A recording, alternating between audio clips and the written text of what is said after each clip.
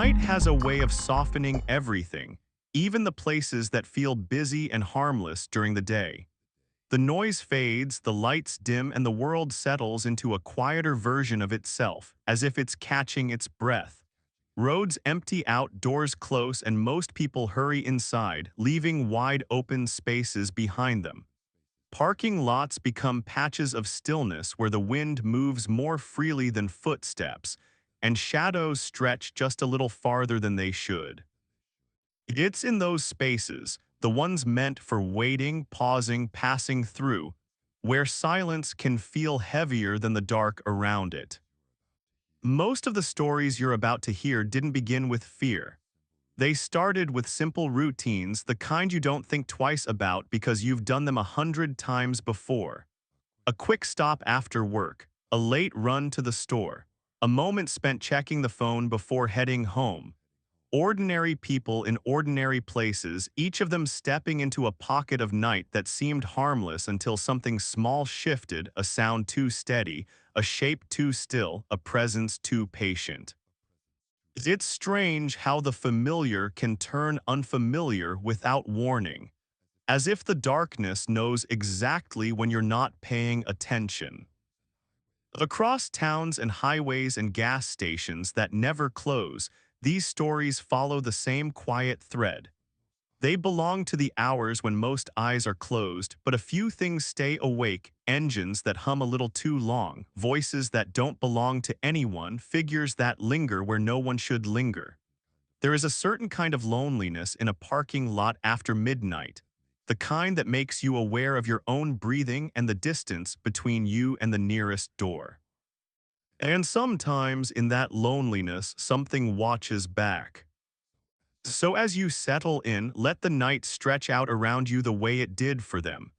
Let the stillness settle, let the quiet deepen, and listen closely to the moments where their normal evenings cracked open into something they still can't explain. These are their memories, retold in the same calm breath they used to live with them now. And tonight we begin with the first one. I've never been someone who gets easily spooked by parking lots. I work odd hours, so being out late has always just felt like part of my routine, something familiar and ordinary. That night was no different at first. It was close to closing time at the grocery store, and the sky had that washed-out darkness you get just after a light rain, not stormy, just muted, with the smell of wet asphalt drifting through the air.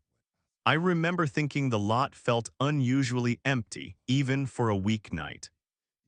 Just a few scattered cars, the glow of the store's last lights, and that faint hum of refrigerators inside. My mind wasn't thinking of anything strange. I was mostly tired, hungry, and ready to be home. But as I pulled into an open space, something caught my eye at the very far corner of the lot, a single dark sedan, parked away from everything, engine running, headlights off. At first, I didn't think much of it. People wait in cars all the time, especially if they're picking someone up. But something about the way that engine sounded lingered in the back of my mind. It wasn't loud, just a low, steady hum that didn't rise or fall, almost like white noise. When I got out of my own car, I glanced over again. The sedan didn't move. No door opened, no light flickered, and I couldn't see anyone inside from that distance. It should have been easy to ignore, but the empty lot made it stand out more than it should have. I told myself not to focus on it, and I went inside. By the time I finished shopping, the store was preparing to close. The fluorescent lights were dimmer, the music was off, and the last few customers had already slipped out. I stepped through the sliding doors with my bag in hand, feeling that shift in the air you get when a place is shutting down for the night. When I looked across the lot, the dark sedan was still there, still in the exact same spot, engine still running. The steady hum reached me even from where I stood, and I felt myself slow down a little without meaning to. Something about seeing a car running without movement makes the lot feel less empty and more watched, even if you don't see the watcher. I tried not to dwell on it. Lots of people idle their cars while talking on the phone or waiting for someone inside. But as I got closer to my own car, the engine noise seemed almost louder than it had been earlier, though that could have just been the way sound carried through the cold air. I reached for my keys, and without really intending to, I glanced back toward the far corner again. This time I noticed something I hadn't before. The sedan's front windows were too dark to make out the driver, but a faint shape shifted on the passenger side. Not fully, not dramatically, just enough movement to catch in the corner of my eye. I paused, squinting, wondering if someone was leaning forward or adjusting something. The air felt heavier then, like the moment before someone speaks, even though the lot was silent except for that engine. I took a slow breath to steady myself, reminding myself that I was probably imagining the movement. But as I placed the bag into my back seat, the hairs on my arms rose and I couldn't explain why. I kept glancing over, as if expecting the door of that sedan to open, and yet it stayed completely still. The hum of the engine remained perfectly even, too even, like a recording of an engine rather than a real one. I remember thinking, why hasn't it turned off after all this time? That realization sat uncomfortably in my stomach. By the time I closed my door and sat inside, the unease had crept into my breathing. I locked the doors out of instinct, telling myself it was just because it was late. But the moment I turned to check my mirror, my chest tightened. The sedan looked closer than before. Not much, maybe a few feet, but something about the angle didn't feel right. The front wheels looked slightly different, like they were turned more toward my direction than they had been when I arrived. I stared at it for a moment, trying to decide if I had just remembered the angle wrong. The engine kept humming, steady and unchanging, like the car wasn't just running, but waiting. I sat there longer than I meant to, the quiet inside my own car pressing on my nerves. I wanted to believe someone was inside the sedan, maybe asleep or just deep in thought, but every time I tried to picture a normal explanation, my brain offered me the uneasy possibility that the car wasn't occupied at all, that somehow the engine was running without a driver. I leaned forward slightly to get a better look, and that's when I noticed the back door. It was open just a crack, so slight you wouldn't see it unless you were staring long enough. Not wide enough for someone to get out quickly, but just wide enough for someone to have slipped out quietly. My throat tightened. I hadn't seen anyone walk away from that car, and the lot had been empty the whole time I was inside. The realization hit harder than I wanted it to. If someone had gotten out of that car, they were somewhere in the lot now, somewhere out of view. My fingers hovered over my ignition, and I felt a cold prickle at the back of my neck, the kind you get when you suddenly know someone might be standing behind you even if you can't see them. I scanned the mirrors again, telling myself to stay calm. The lot looked empty, completely empty, but the open back door felt like a message. I could almost feel the weight of unseen footsteps somewhere behind the rows of cars. When I finally turned on my engine, I hesitated before backing out. A part of me wanted to floor it, but another part needed to look once more to confirm what I thought I had seen. My lights illuminated just enough of the far corner to make the shadows ripple, and for one moment I thought I saw a figure crouched low beside the sedan, but the shadow dissolved before I could focus. Maybe it was nothing. Maybe it was the angle. But the crack in that back door stayed burned into my mind as I pulled away. As I drove toward the exit, I looked back one last time. The sedan's engine was still running. The headlights stayed off. And for a brief second, I thought I saw the back door closing, just a slow, gentle click as if someone unseen had slipped inside again. But I didn't hear anything. No slam, no movement, no footsteps on asphalt. Just silence and that steady hum fading behind me as I left the lot. I didn't call anyone, I didn't report it. In the moment, it felt easier to pretend nothing unusual had happened. But in the weeks afterward, every time I passed that store, I felt my stomach tight, waiting to see that same sedan in the same corner. And more nights than I care to admit, I've replayed the scene in my head, wondering why the engine's sound seemed to grow louder when I walked past it, and what or who had slipped out of that back door without ever appearing in the empty lot. Some things that stay still aren't really still, and some cars that wait in the far corner aren't waiting to pick someone up. They're waiting for someone to notice. I've worked late-night shifts most of my adult life, so stopping at gas stations after midnight has never bothered me. They've always felt like neutral places, bright, open, and strangely comforting with their humming lights and warm air drifting out from the store when you open the door. That night, I was driving home from a double shift, exhausted in that slow, heavy way that makes your thoughts move like syrup. The roads were empty, the sky was hazy, and I just wanted something cold to drink before the final stretch home. When I pulled into the lot of a 24-hour station I'd been to countless times, everything seemed normal.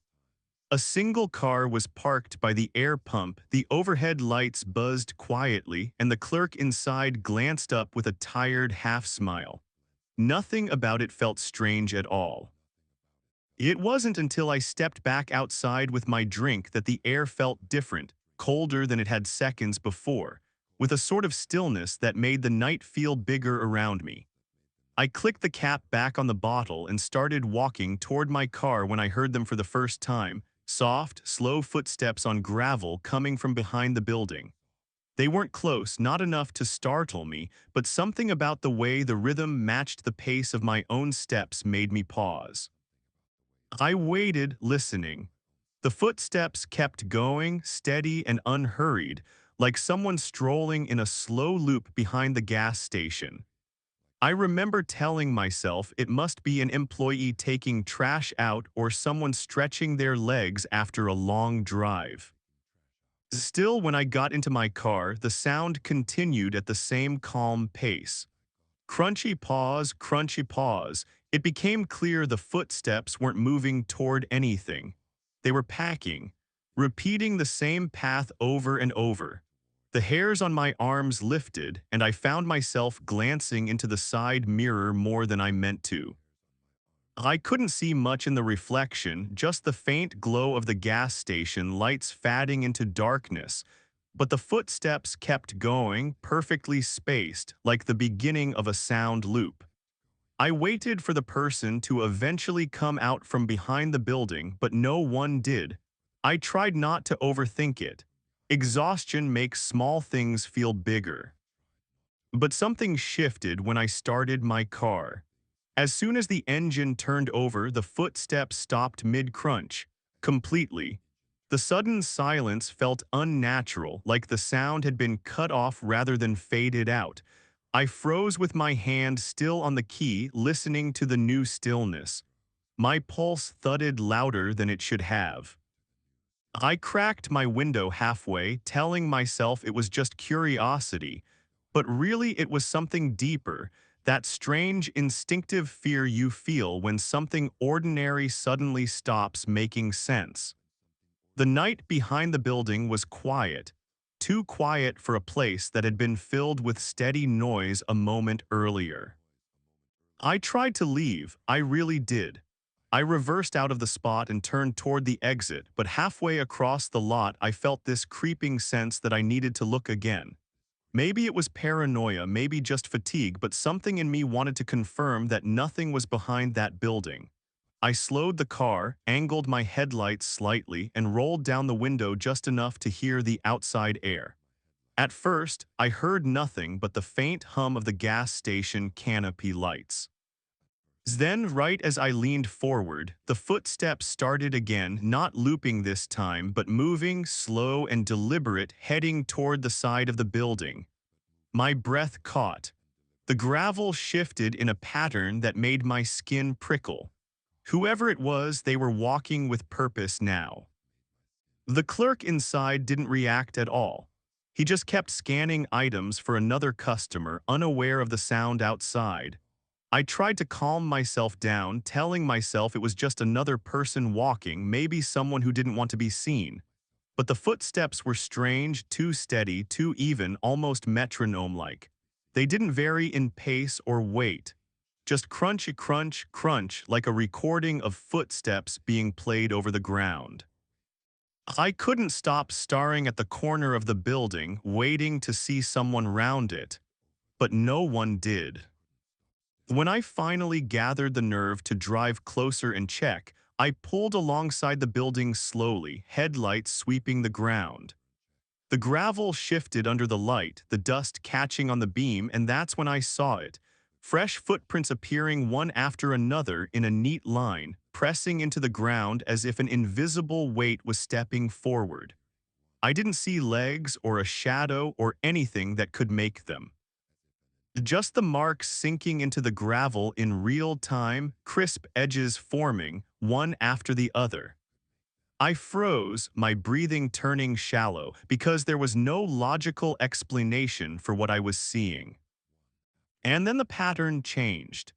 The steps that had been moving in a straight line suddenly curved toward my car. Slowly, calmly, each footstep pressed into the gravel, the shape of a heel, the ball of a foot, the spread of pressure as if someone were shifting their weight. But there was nothing there. I put my car in park, too scared to move forward or backward, stuck in that surreal moment where your brain tries to decide whether you're imagining everything or witnessing something that shouldn't exist. The gravel crunched again, closer this time, almost close enough that I expected to hear breathing. But the air was still, dead still. When the final print appeared just inches from my door, I snapped. Instinct took over before thought did. I floored the gas so fast the tires slipped before catching traction, and I shot forward onto the road without checking for traffic. My heart didn't slow down until I was halfway home, and even then my hands shook so badly I had to pull over just to breathe. I kept replaying those footsteps in my mind, the weight in them, the calm pace, the way they stopped the moment I noticed. For weeks afterward, I refused to stop at that gas station. Even driving past it made me tense up. But the strangest part, the part that still bothers me, didn't happen until later. Because after that night, I began hearing the same footsteps at other places. Not always loud, not always near, but every so often, especially when I walked to my car after dark, I'd hear the faint crunch of gravel behind me. Soft, steady, paced, I'd turn around and see nothing. But sometimes, on certain nights when the air is cold and the lot is empty, I swear I hear them matching my steps, like they're waiting for me to stop and listen again. And in those moments, it feels like whatever I heard behind that gas station found a way to follow me home. I've always had this habit of sitting in my car for a few minutes before driving home. Sometimes I scroll through messages, sometimes I just let the quiet settle after a long day. It's never felt unsafe to do that, especially in familiar parking lots where the lights are bright and the rows of cars feel ordinary. That evening was supposed to be no different. I had finished grocery shopping just before sunset, the sky still holding onto the last streaks of orange. The lot wasn't empty, but it wasn't crowded either, just that soft in-between time where people slowly filter out, leaving pockets of silence between the cars. I remember thinking how calm everything felt, that warm kind of exhaustion that makes you relax into your seat. If anything, it felt too peaceful for what came next. I noticed her without realizing I was looking. A woman standing perfectly still between two parked cars across the row from me. She wasn't close enough to alarm me, and for a second I assumed she was on her phone or waiting for someone. But she wasn't doing anything. She just stood there, her body facing the open row, her arms hanging loosely by her sides. I couldn't see her face clearly at first. The light above her flickered just enough to throw shadows across her features, but something about the way she stayed so still made my eyes come back to her again and again. I tried to tell myself she was just taking a moment like I was. People do that. They pause before getting in their cars, or they zone out, or they're waiting for someone inside. Nothing about it should have felt strange. A few minutes passed before I realized she hadn't moved at all. Not a shift of weight, not a change in posture. She remained in the same position, facing forward perfectly still. The longer I watched her, the more something subtle pressed at my awareness, something quiet but insistent. She was positioned almost exactly between the cars, as if she were placed there not simply standing by chance. When I glanced down at my phone and looked back up, I had the sudden, unsettling impression that she was closer, just a few steps, barely noticeable, but enough to make something inside me tighten. I blinked, trying to convince myself my depth perception was off. Parking lots play tricks with distance when the lighting is uneven. I kept repeating that in my mind, but a prickling sensation crawled up my arms anyway. I didn't want to stare, so I tried to shift my attention, pretending to organize the grocery bag beside me. But every time I lifted my eyes, the woman seemed slightly different, a fraction nearer. Her head tilted just a little more than before, like someone trying to listen to something far away. There's a certain kind of stillness that feels unnatural, like when a mannequin looks too lifelike or when someone stands without any small, unconscious movements. She held that kind of stillness, and it made the air inside my car feel denser.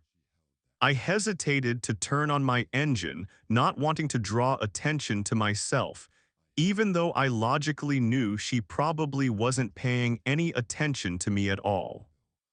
Eventually, the tension became hard to ignore. I locked my doors without making it obvious, my thumb lingering nervously on the button. When I looked up again, it was unmistakable, she was closer. Not dramatically, not in some sudden, shocking way, but close enough that the distance between us had definitely decreased. Her head was tilted slightly to the side now, her chin lifted like she was trying to see inside one of the cars next to her. The light flickered again, and for the briefest moment, her face aligned with the glow. Her expression didn't match her stillness. She wasn't blank or neutral. She had the faintest smile, one that didn't reach her eyes, stretched just barely across her mouth. It was such a small detail that I wasn't sure I had seen it correctly. My breathing changed before I even noticed it. That slow, shallow pattern you get when your body senses something wrong before your mind catches up. I tried to convince myself that anyone could look odd from a distance, especially under flickering lights. Maybe she was just lost in thought. Maybe I was tired. I didn't want to be scared of a stranger who hadn't done anything. But every instinct nudged at me, gently at first, then more firmly, telling me that something about her presence wasn't right. I couldn't shake the feeling that she wasn't standing there for any normal reason. And the more I tried not to look, the more I felt compelled to check again. When I finally turned fully toward her, she was staring directly at my car. Not at the lot, not at the store, not at another vehicle. At me. Her face was angled down by just a few degrees, but her eyes were unmistakably fixed on my windshield, and that faint smile, barely there, stretched tight, almost strained, remained on her lips. The tilt of her head made it look like she was studying me, trying to understand something. The distance between us felt smaller than it should have.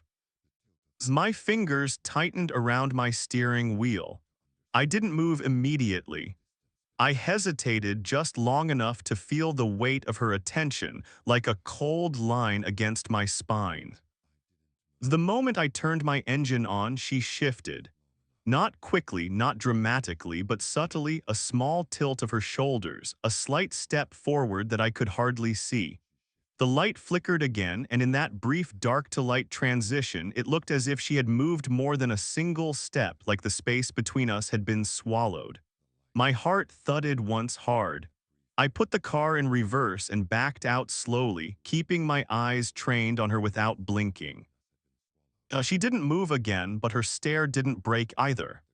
Her smile stayed, thin and unwavering, as if she had been waiting for me to leave.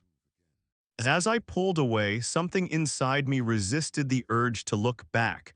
I didn't want to see her from another angle. I didn't want to know if she started walking once my car moved.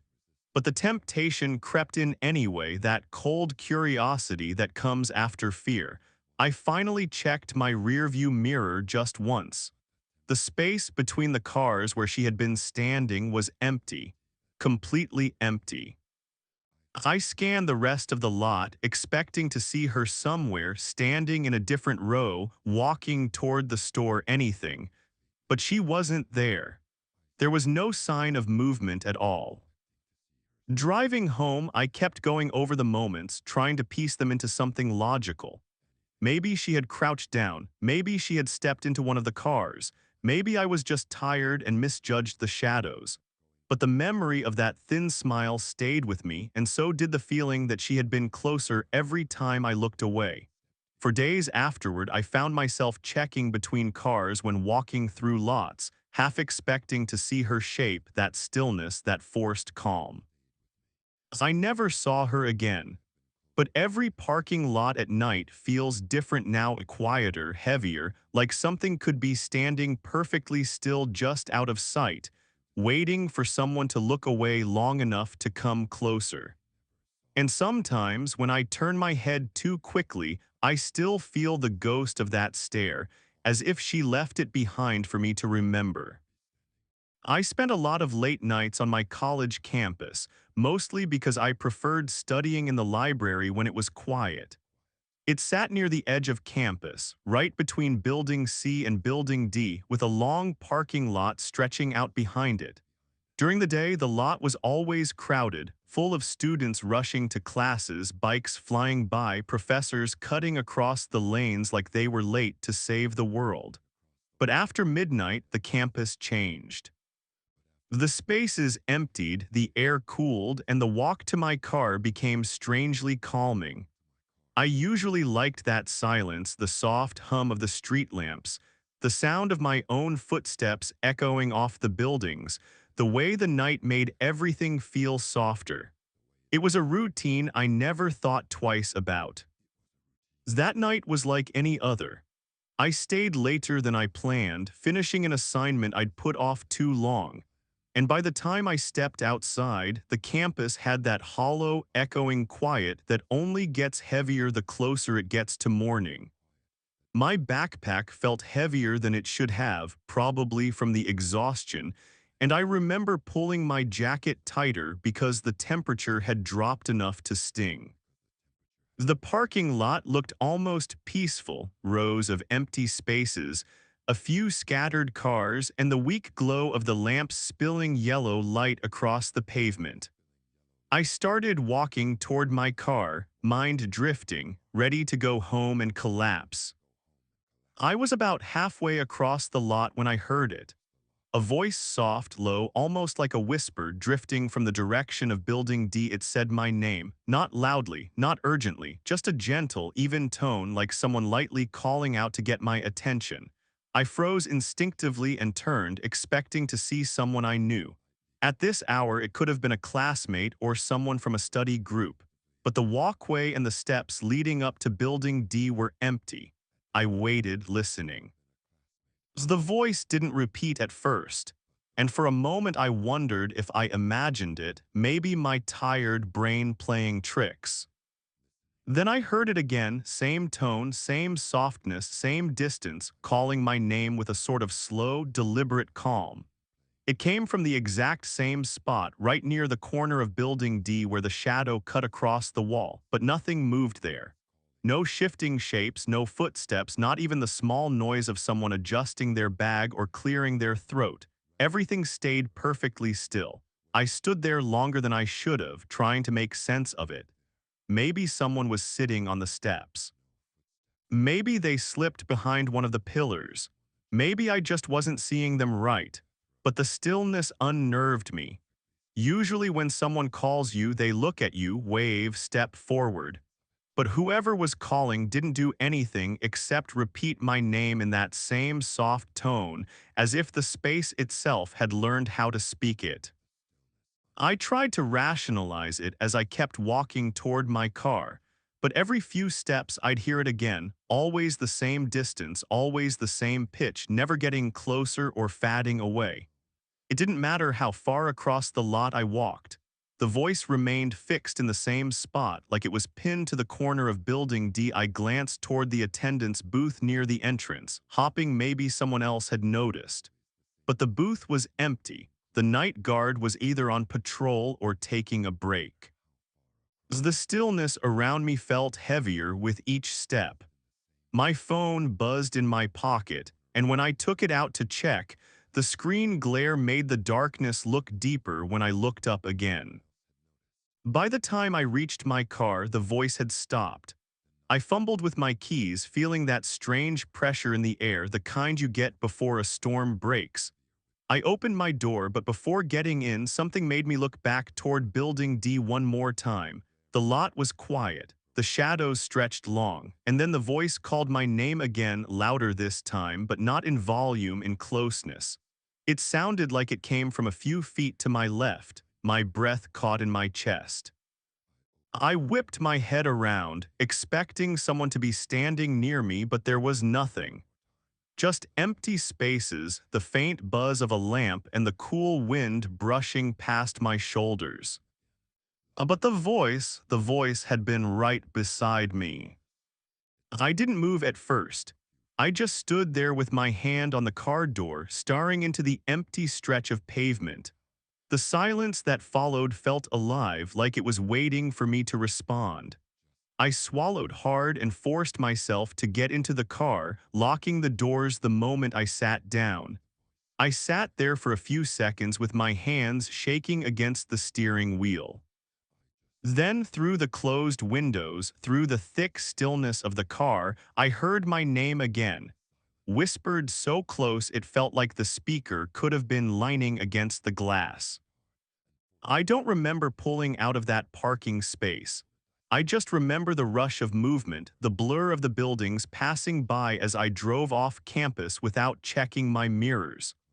My heart didn't slow until I was well away from the university, and even then I kept telling myself I must have imagined it. Stress does strange things. Exhaustion does stranger things. But the next day, when I returned to campus, something bothered me deeply. As I walked past Building D in daylight, I noticed something I'd never noticed before.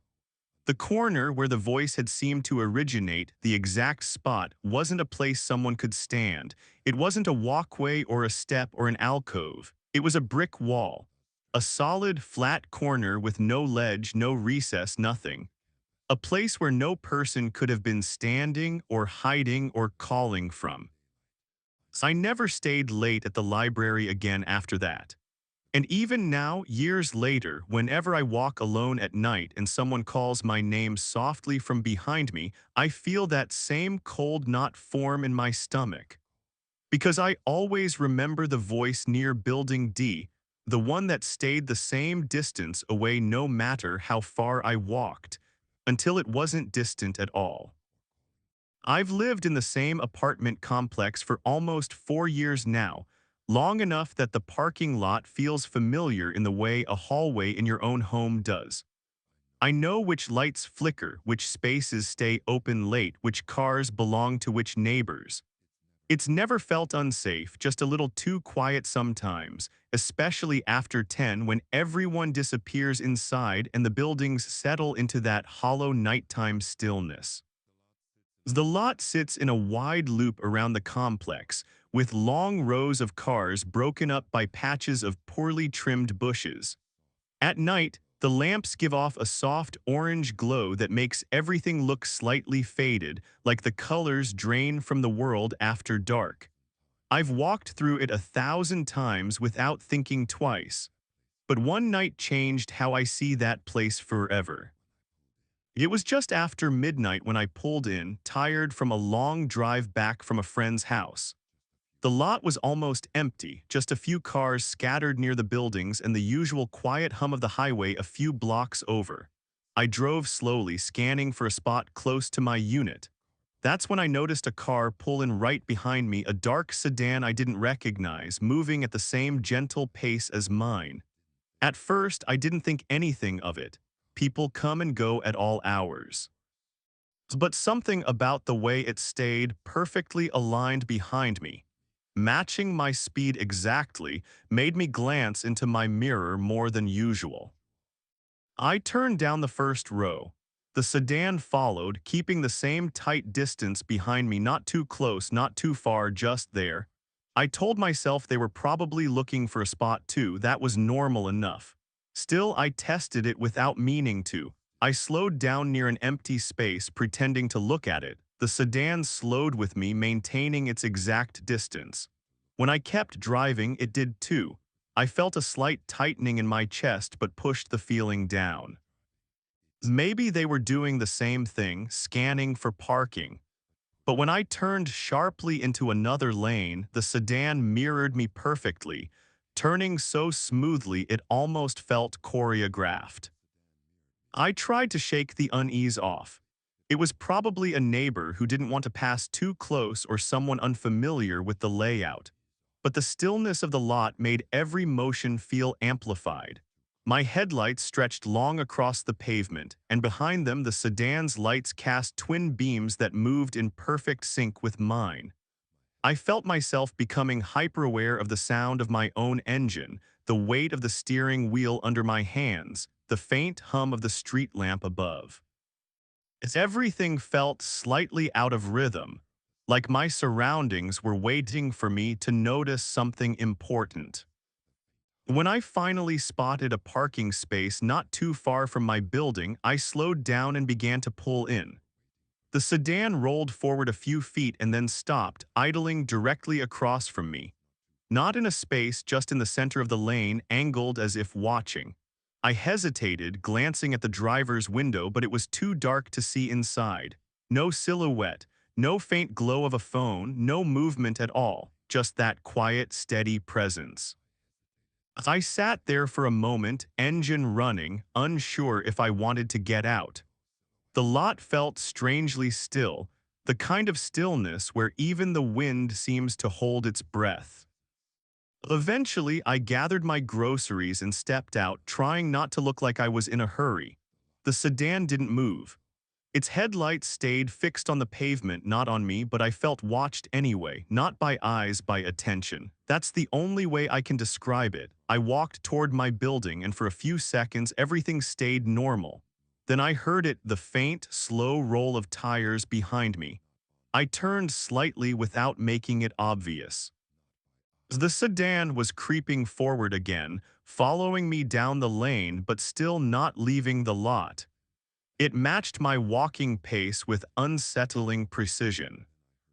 I slowed down, it slowed down. I sped up, it sped up. My pulse picked up, and for the first time that night, real fear tightened in my throat. I hesitated at the walkway leading toward my building, debating whether to run inside. But something stopped me. Some instinct told me not to turn my back on that car completely.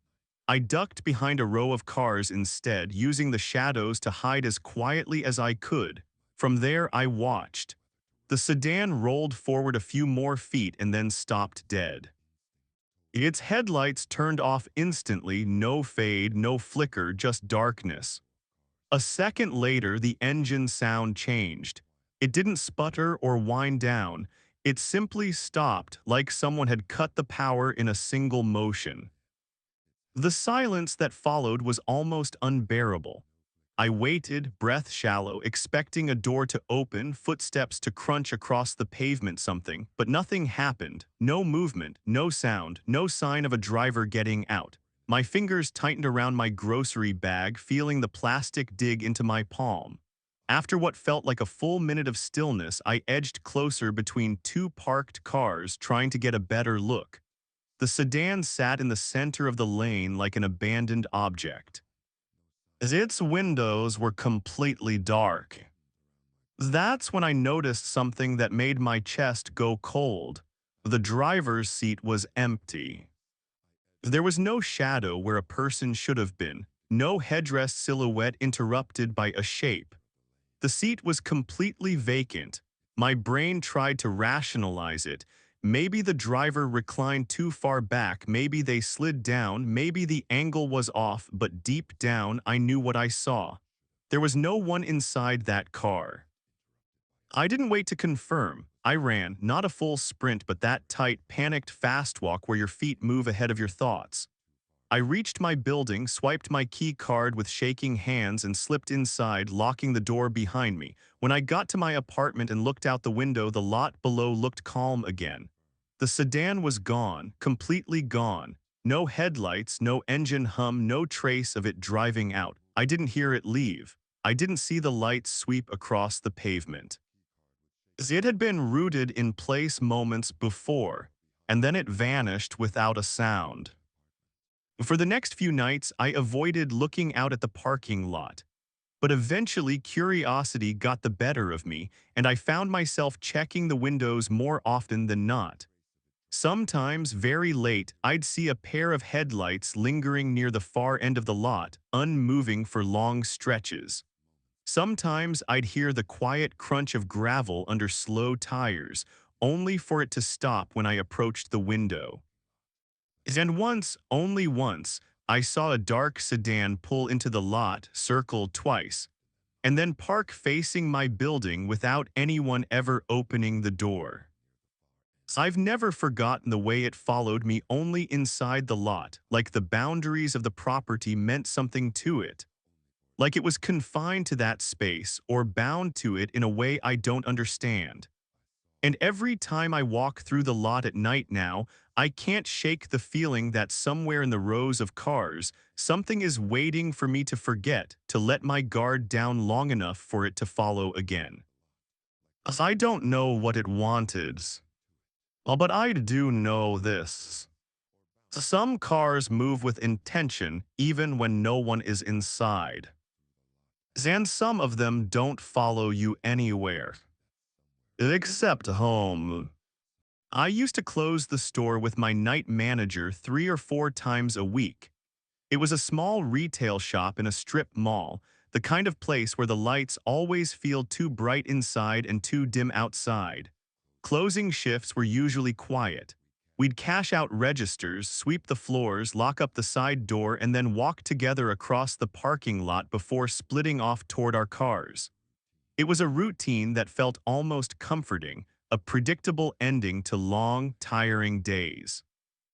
The lot itself wasn't that big, just 3 long rows of spaces broken up by concrete islands with single light poles planted in the middle. Most of the time, those lights cast a soft orange glow that made the night feel muted rather than sinister. I never thought much about them until the night I saw the person standing under one. It happened in early winter when the air starts biting just a little harder and the evenings feel darker than they should. The store had closed at 9 and we finished our usual tasks by about 9:45. I remember yawning as I locked up the back office, the kind of yawn that makes your eyes water and your vision blur for a second. When we turned off the interior lights and stepped outside, the crisp cold felt almost refreshing. My manager walked ahead of me, jingling his keys, talking about scheduling changes for the next week. I didn't hear most of what he said because something across the lot tugged at my attention almost immediately. Under the single flickering lamp in the center of the middle row stood a person. At first, I thought it was just a customer heading to their car, but they weren't walking. They weren't moving at all. They stood with their head bowed slightly, arms hanging loosely at their sides, body angled just enough that I couldn't tell whether they were facing us or turned slightly away.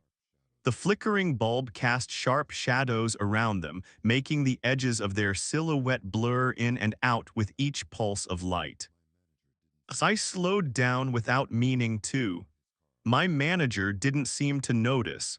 He was already heading toward his car on the far side of the lot. I told myself it was nothing, just someone waiting for a ride or taking a moment before leaving, but something felt off.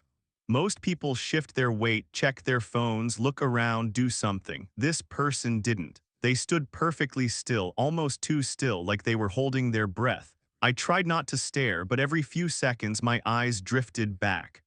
The light flickered again, longer this time, dipping the lot into darkness for what felt like a heartbeat too long. And when it came back on, the figure looked sharper, more defined, like the momentary darkness had allowed them to shift slightly closer without me seeing it. My manager unlocked his car with a loud beep, and the sudden noise startled me enough to break my gaze. I pretended to fumble with my keys, hoping the person under the light wouldn't think I was starring. For a moment, the lot felt normal again, just a cold, quiet space at the end of a workday. But when my manager called out a quick good night and drove away, the emptiness around me grew heavier. I was alone now, except for the figure still standing beneath the flickering lamp. I had to walk past the middle row to reach my car, not directly past the person, but close enough that ignoring them entirely would have been impossible. I took a slow breath, trying to steady the unease creeping down my spine. As I stepped off the curb, the light flickered again, but this time it stayed off longer than it should have.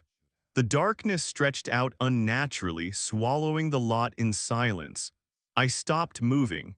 I don't know why. I just knew I didn't want to take another step until the light came back. When it finally snapped on, the figure had moved. They were still under the same pole, but closer to the edge of the island now, as though they'd taken a step forward. Their head was still angled downward, but I could see more of their face, or rather, the shadow where their face should have been. The light above buzzed, flickered once more, and for a split second I thought I saw their head tilt upward just barely. My heartbeat kicked into a faster rhythm. Something about the way they moved, silently, only in the darkness, never when I was watching, made the lot feel wrong. Like the air itself had changed around us. I tried to convince myself it was just nerves. Maybe the figure had shifted earlier and I hadn't noticed. Maybe the flickering bulb was playing tricks on my eyes. But the longer I stood there, the more certain I became that they were aware of me. Aware in a way that felt deliberate, like they were waiting for something. I forced myself to keep walking, boots crunching softly on the gravel. Every few seconds, I checked over my shoulder. The figure didn't move again, but the tension grew heavier with each step. When I reached my car and unlocked the door, I hesitated before getting in. Something in me wanted to look one last time, as if confirming what I had seen would somehow make it feel less real. So I turned, slowly, carefully. The light flickered once more, a rapid stutter, almost frantic. And in that broken pattern of illumination and shadow, the figure was suddenly much closer. Not right next to my car, but close enough that my breath caught.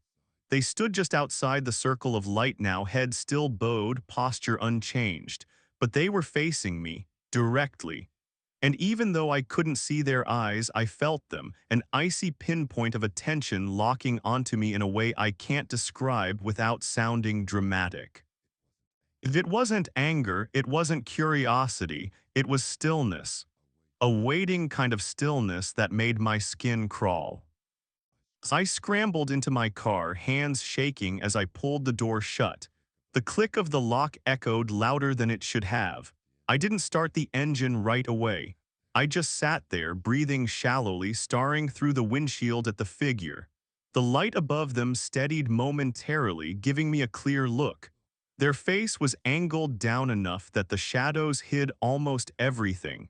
But their mouth, I could see their mouth. They were smiling. Not wide, not exaggerated, just a small, fixed curl of the lips that didn't reach the rest of their face.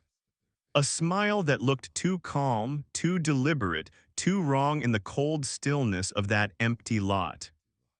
When the light flickered off again, I didn't wait for it to return. I started my car and pulled out of the spot so fast the tires squeaked against the pavement. As I drove past the middle row, the lamp flickered back on. The island beneath it was empty, completely empty. There was no time for anyone to step away or hide. The space where the figure had been standing was bare concrete and shadow. For days after, I refused to close the store at night. I lied about needing schedule changes, made excuses, anything to avoid being in that lot again. But even now, when I drive past the strip mall from the road, sometimes I catch a glimpse of that same lamp flickering and my chest tightens. Because sometimes, only sometimes, I swear I can see a silhouette standing beneath it, just at the edge of the glow, waiting for someone to notice. And every time the light flickers, I wonder if it's the darkness moving, or the person who only moves when no one's watching. Hospitals at night have their own kind of silence. It isn't peaceful, not really. It's heavy, the kind of quiet that settles around you even when doors are opening, machines are humming, and nurses are moving briskly through hallways. I had never noticed that weight until I started visiting my aunt during her long stay there. For almost 2 weeks straight, I would go after work, staying until visiting hours pushed me out, usually around midnight. The routine became familiar in a way I didn't question. Walk through the dim halls, take the elevator down, step outside into the cold, and cross the nearly empty parking lot to my car. Nothing about it felt threatening, just lonely. It was always nearly empty by the time I left, rows and rows of unused spaces glowing under pale bluish lights. The kind that make everything look washed out, as if the colors had been drained a little before night fully arrived. Usually just a handful of cars remained, mostly belonging to overnight staff or late visitors. But the night I remember the most, there were only 2 cars in the entire lot. Mine and a dark SUV parked all the way under the far tree near the chain link fence. The tree always caught my eye because it swayed even when the wind wasn't strong, almost like something brushed past it each time I looked away. I didn't think much of the SUV at first. Sometimes people sit in their cars for a while before driving home, taking calls, collecting themselves, crying in private. Hospitals have that effect on people. But when I walked toward my car, I noticed something odd. The SUV's interior lights were flickering softly. Not like a door was open and not like the headlights trying to turn on. These were the small overhead lights inside the cabin, pulsing on and off in a slow, uneven rhythm. Almost like breathing. On pause, off pause. My footsteps slowed automatically. I tried to see if someone was inside, but from that distance and under the dim lights, all I could make out was the shape of the vehicle.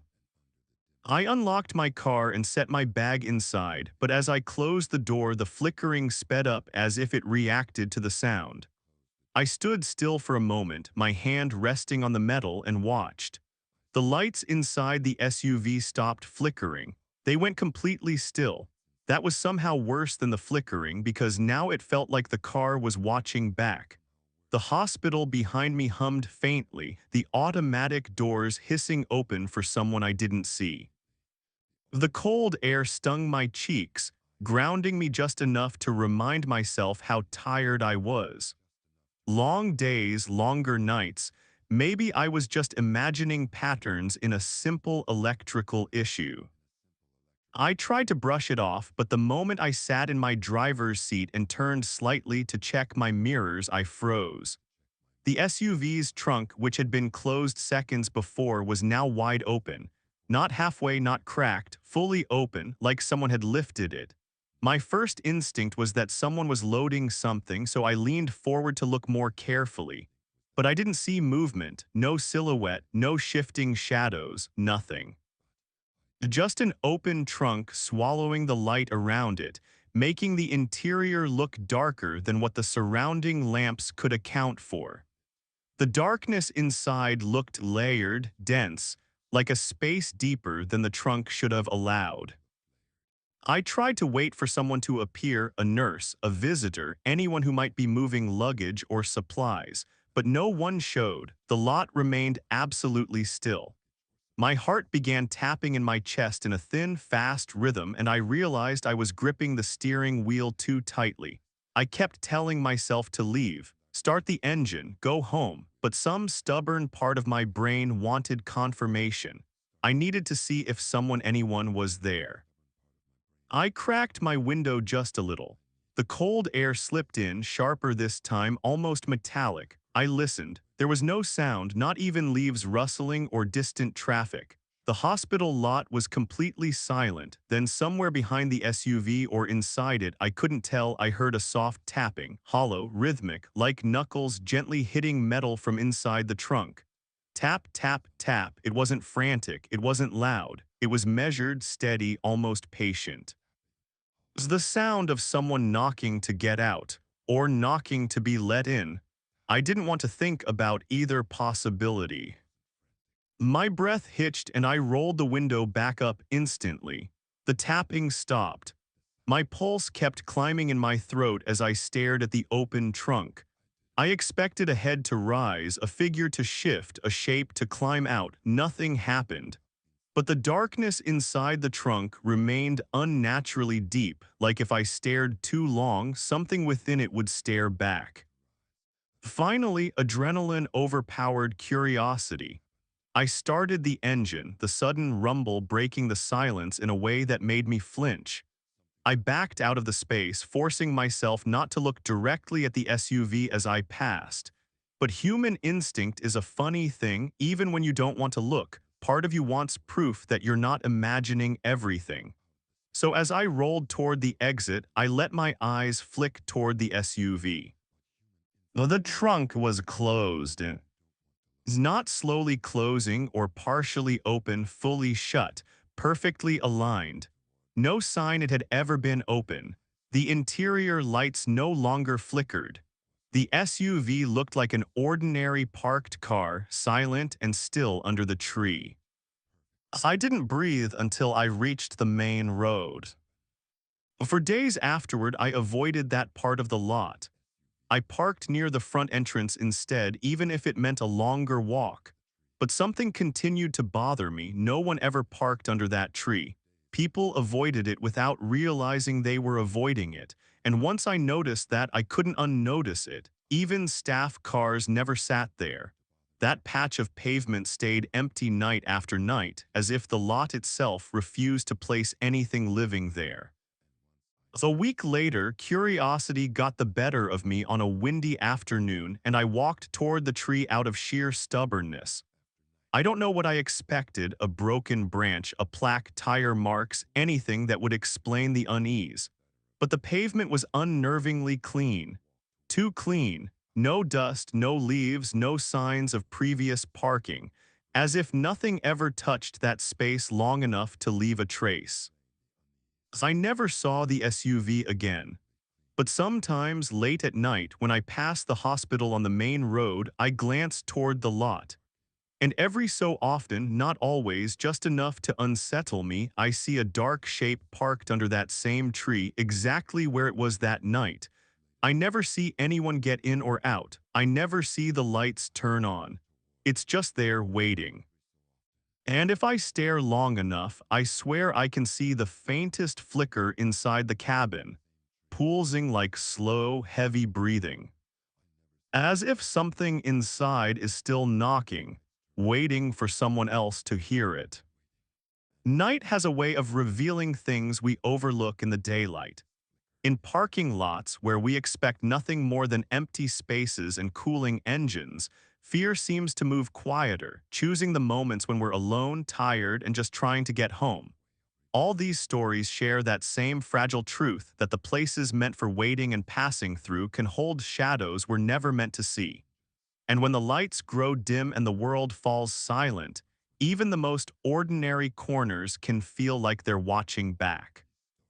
If you've ever found yourself pausing before unlocking your car or glancing over your shoulder in a quiet lot, you're not alone. We pretend we're used to the night, but there's a small part of us that listens a little too closely, just in case something listens back. These stories don't just sit in memory. They cling to the edges of everyday moments: the late grocery run, the gas station stop, the long walk to the car after visiting someone you love. Maybe that's why they stay with us. They remind us that fear doesn't always arrive with noise. Sometimes it slips in with silence. Before you go, take a moment to breathe out the tension of this hour. Let your shoulders loosen. Let the night settle around you in a way that feels familiar again. If these stories kept you company tonight, you're welcome to return whenever the quiet feels a little too deep, or when you want another voice to fill the dark. You can subscribe or share if you'd like, not for me, but so the next long night doesn't feel quite as lonely. But for now, rest easy if you can. And as you step into your own darkened room or quiet hallway, remember that most nights are harmless. Most shadows are just shadows. But there's always one story that lingers, waiting for the lights to go out again.